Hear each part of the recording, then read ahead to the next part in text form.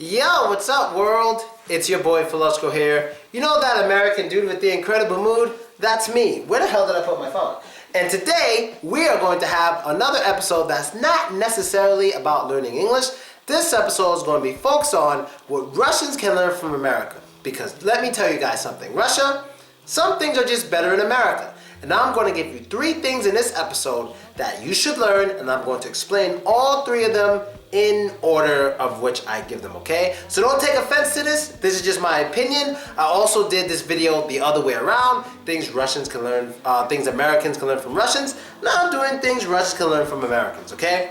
Now, I'm not the Russian expert. I am pretty much, a New York City expert. I lived there for 26 years straight. But being here in Russia on and off for the last 3 years, I've learned some things, and there's some things I see that go on here that if they were like in America, it would be better. So, let's start. The first one. The first one is the post office.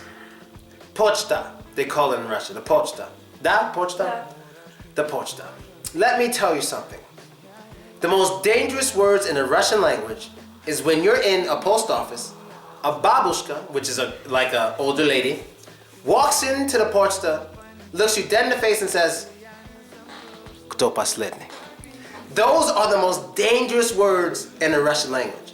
And what does it mean? It means, who is last? Let me explain to you why this is dangerous. In America, what Russians should do, in America what we do is we stand in line. That's what we do in a post office. We stand in a line. Sure, maybe the line is long, but we stand there. One person, next person, next person, next person. We stand there and we wait to go. But in Russia, in their post offices, they don't believe in standing in line. They believe in a verbal line, a queue as they call it sometimes, a verbal line. So let's say there's 9 people in the post office, right? 10th person walks in. When the 10th person walks in, that person will say, "Kto последний?" Number 9 will say, "Я последний." That means I'm last. So now number 10 is последний. So when the 11th person walks in, the 11th person will say, "Hey, кто последний?" Then number 10 will say, "Я последний." Now 11 is последний, which means last. But the problem with this, and it's like no one realizes this, the problem with this thing is sometimes a person leaves and it messes everything up.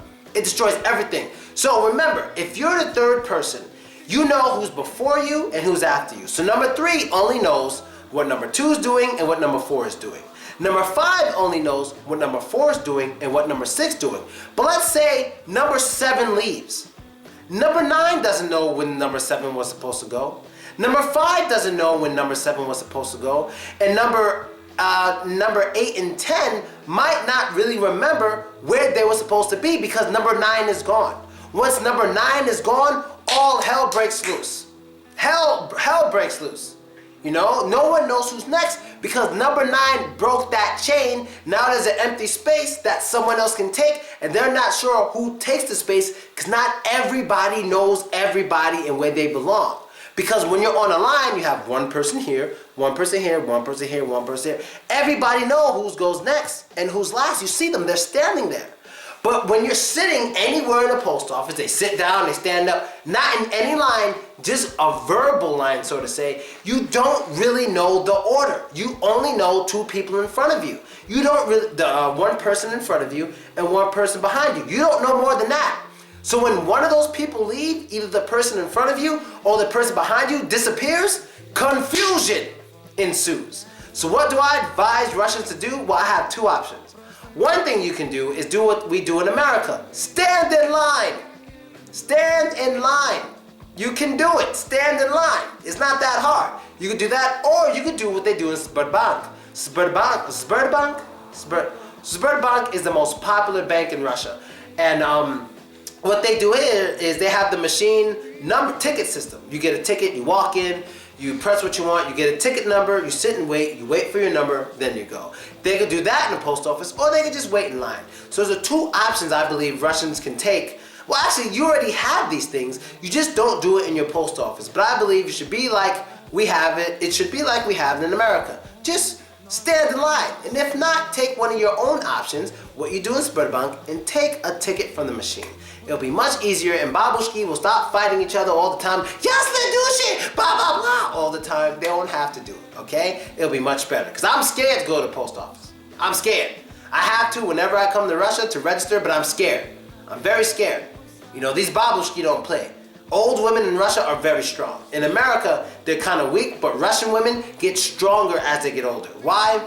I don't know. Kto последний, all right?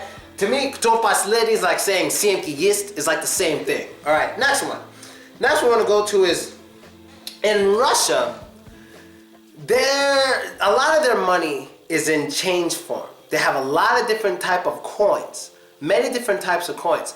So when you go out, you buy things, you do things. You may end up with a lot of coins just building, building, and building. And what's even worse about that is a lot of times you may go somewhere, when you buy things from a Russian store, they constantly don't have enough coins themselves. And if you forget your own coins, they're going to say, yes, mелочь, like change, right? Mелочь. They're going to ask if you have change, like, yes, mелочь. And they'll say, do you have 50 or whatever. If you don't have it, you don't have it. And you're like, ah. You know, have an attitude about it, and they have to find their own change. But what I want to teach in this one is that in Russia, there's no machines, or it's not popular to have machines in which you could put in your coins, your mелочь, and get paper money. That is very common in American banks. If you're a member of one bank, you go in there, put all your change in this one thing, and they'll give you paper money. You get paper money from that bank, but they don't have that in Russia. When I was in America, the last bank I was a part of was TD Bank, and we had the arcade machine, the coin arcade machine. And when you go, you take all your change in, you put it all in the machine gives you a ticket with money on it, you go to the bank person and they give you dollar money, so you don't have to walk around with a whole bunch of change. Now, maybe they actually do this in Russia, but it's not common to have those machines that'll do it for you, that account it for you. Maybe you can go to one of the people behind the desk and they will give you dollars for your change or whatever, but it's not that common here in Russia, okay? So that's another thing Russia can learn from America. So let's get to the third and last thing for today. And the third and last thing for today is, Russians already know this one. What's one of the biggest problems? There's a saying in Russia. Russians have a saying, because every time I'm in a taxi, the taxi driver tells me this. There's a Russian saying, there's two things about Russia. Russia has two things. Russians, what are those two things you have? If you're a Russian person and you're watching this video, you don't know the two things you have in Russia, you're an idiot. Because every Russian person knows this. What is it? It's fools and what? Do you know? What is it? Fools and what? Russia has fools and... Oh, really? You don't know? Fools and roads. Ugh. Russia has fools and roads. And what they mean by roads is bad roads. Those are two problems Russia has. Fools and roads. Now, roads in Russia, not including roads in the center of the city. Those don't count. But I mean roads that aren't in the center of the city, dude, seriously. It's interesting because in Russia, if you're a drunk driver, you will probably drive straight. Now in America, you get in trouble if you drive like this. But in Russia, that's kind of how people drive regularly. Why do they drive like this when they're regular? Because they're trying to avoid bad potholes and things in the road. So when you drive like this, that means you're doing a good job not hitting those holes. But if you're drunk, you're going to drive straight and hit those holes. So it's the exact opposite of how it is in America. In America, not all of our roads are perfect, but they're much better than the average road in Russia. So what can Russians learn from this? Fix your roads more often, or just use better material. I don't exactly know why there's so many problems with the Russian roads. There's many ideas and many theories people have told me about why the roads are so bad. I don't want to get into that. But either way, I think it would be better for your cars if Russia were to come up with a better system to, I don't know, fix their roads more often or use better material so their roads aren't so bad, okay? And so that's basically my three things. I don't think I missed anything. So that's basically it, people. And if you like this video, do not forget to check out the other video I made today. And that video is about what? That video is about three things, basically, that that America can learn from Russia. It's the opposite of this video. So this one is about Russia learning from America, But the other one is about America learning from Russia. So 3 things that are kind of better about each country that the other countries should do themselves. And that's basically it, people. That's the end of the episode for today. I hope you liked it, hope you enjoyed it, and I hope you learned new stuff. I'll continue making English teaching videos, of course. Right now I'm in St. Petersburg having some fun, doing my thing, taking care of my sick friend over there, sick as hell. And yeah, contact me if you want some classes in your city. Nothing's changed. I'm still traveling around Russia, doing my thing, and I might be in Finland soon as well. Not giving classes, but just hanging out. And that's basically it, people. Any questions or any ideas for other Russia-America comparison videos, let me know. I am here for you. I listen to you. And you know what the guy says at the end of my videos. Do you know what he says? What does the guy say at the end of the videos? Don't be racist. Oh, you know. Okay.